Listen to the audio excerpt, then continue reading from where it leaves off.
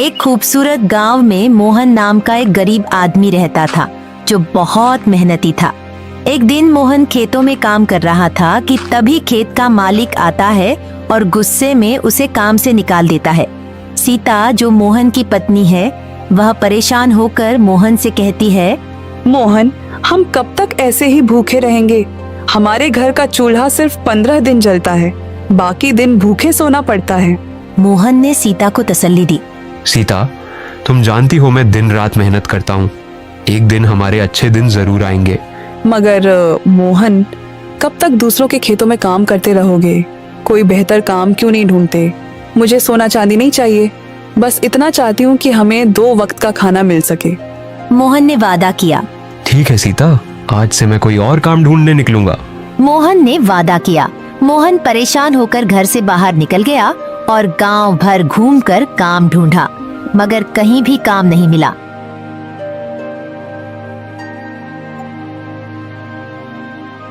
आखिर में वह मुखिया के पास गया। मुखिया एक अच्छा आदमी था। मोहन ने मुखिया को सारी स्थिति बताई और कहा, मैं गरीब हूँ, मुझे कोई काम नहीं देता, लेकिन मैं बहुत मेहनती हूँ, दिल लगाकर काम करूँगा। मोहन, मैं जानता हूँ कि तुम बहुत मेहनती हो। मुझे तुम्हारे जैसे आदमी की ही जरूरत थी। तुम मेरे सब्जी के खेत पर काम करो। तुम्हारे बुरे दिन अब खत्म हो गए। शुक्रिया मुखिया जी, मैं ईमानदारी से काम करूंगा। मोहन ने शुक्रिया अदा किया और काम शुरू कर दिया।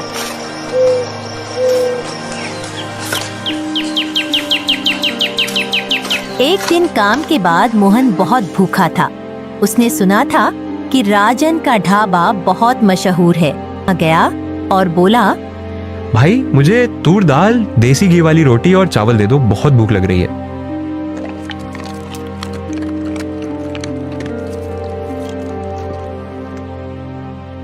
मोहन ने पेट भर के खाना खाया और पूछा, भाई कितना पैसा हुआ? कालू जो ढाबे का नौकर था बोला, तुमने तूर दाल, देसी घी वाली रोटी और चावल खाया है, तुम्हें इतना पैसा देना होगा। ये क्या मजाक है? ये कोई 5 स्टार होटल है क्या? इतना महंगा खाना तो शहरों में भी नहीं मिलता। कालू ने राजन को बुलाया। राजन गुस्से से आया और बोला, जब तुम्हारे पास पैसा नहीं था तो यहाँ खाना क्यों खाया? मेरे पास अब भी पैसा नहीं है, ये थोड़ा पैसा रख लो, बाकी मैं धीरे धीरे चुका दूंगा। यहाँ सिर्फ पैसों से खाना मिलता है, गरीबों की कोई इज्जत नहीं होती। तुम जैसे लोग सिर्फ भीख मांगने लायक है। राजन ने गुस्सा करते हुए मोहन को बेइज्जत किया और जोर से धक्का दिया। मोहन रोते हुए अपने घर गया। सीता ने उसकी हालत देखी तो परेशान होकर बोली, मोहन, तुम परेशान क्यों हो? तुम्हें किसी ने कुछ कहा है क्या? राजन और विजय ने मुझे बातें सुनाई, सिर्फ इसीलिए क्योंकि मैं उनका महंगा खाना अफोर्ड नहीं कर सका। मेरी यह गरीबी मुझे जगह जगह जलील करवाती है। मोहन, मैं चुप नहीं बैठूंगी। हम मुखिया के पास उनकी शिकायत लेकर जरूर जाएंगे।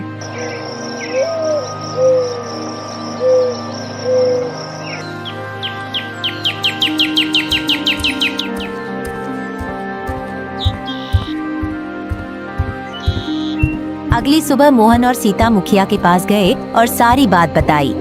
मुखिया जी, राजन और विजय ने मेरी इंसल्ट की, सबके सामने बहुत बातें सुनाई हैं मुझे। मोहन, गलती तुम्हारी है। जब पैसा नहीं था तो ढाबे में क्यों गए? मुखिया जी, पैसा न होने का मतलब ये नहीं कि किसी को बेइज्जत किया जाए। वो लोग सिर्फ पैसा मांगते तो बात और थी, मगर उन्होंने मोहन की इज्जत उछाल दी। ठीक है, मैं राजन से बात करूंगा। मगर मोहन समझ गया कि मुखिया भी राजन का साथी है। मोहन ने गुस्से से कहा, मैं राजन और विजय से बदला जरूर लूंगा।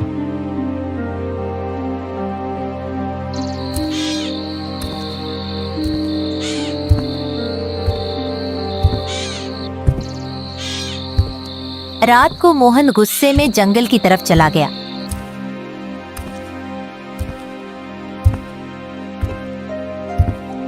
वहाँ एक अजनबी आदमी मिला जो बोला, मैं तुम्हें बहुत देर से देख रहा हूँ। तुम्हारे चेहरे से लगता है कि तुमने कुछ नहीं खाया। उस आदमी ने एक प्लेट रखी जिसमें मोहन की पसंद का खाना था, मगर मोहन ने मना कर दिया। भाई, मैं बिना पैसों के तुम्हारा खाना नहीं खा सकता। मेरे पास तुम्हें देने के लिए कुछ नहीं है। उस आदमी ने मुस्कुराकर कहा, मैं तुमसे पैसा नहीं मांग रहा, पहले खाना खाओ फिर बताओ क्या बात है। मोहन ने खाना खाया और सारी कहानी सुनाई। फिर उस आदमी ने कहा, मैं तुम्हारी मदद करूंगा। यह एक जादू की थाली है। इसके सामने जो भी खाने का नाम लोगे वह इसमें आ जाएगा। मगर याद रखना, अगर तुम एक प्लेट का 10 रुपये से ज्यादा पैसा लोगे तो यह जादू खत्म हो जाएगा। शुक्रिया भाई, यह तो एक चमत्कार है। मोहन ने शुक्रिया अदा किया और घर गया।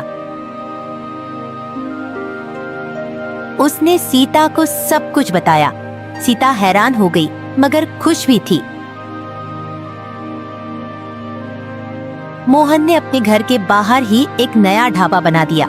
जादू की थाली से हर तरह का खाना निकलता और सिर्फ 1 रुपए में मिलता। गांव भर के लोग खुश हो गए। गरीब लोग भी अच्छा खाना खाने लगे। चाचा, सिर्फ 10 रुपये की प्लेट है जिससे आप जो चाहें पेट भरकर खा सकते हैं।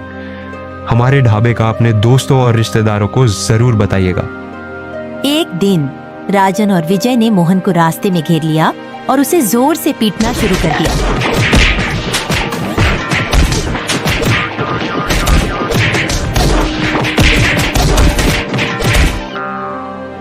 दर्द से कराहते हुए मोहन ने सब कुछ बता दिया। राजन और विजय ने सोचा कि वे जादू की थाली से सोना, चांदी और पैसा निकलवा लेंगे।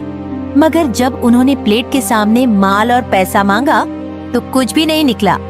विजय बोला, लगता है ये सिर्फ मोहन की बात सुनती है। यह देखकर राजन और विजय परेशान हो गए। राजन ने कहा, अगर मोहन का ढाबा चलता रहा तो हमारा ढाबा बंद हो जाएगा। दोनों ने मोहन की तफ्तीश शुरू की मगर कुछ समझ नहीं आया। दोनों ने एक और चाल चली।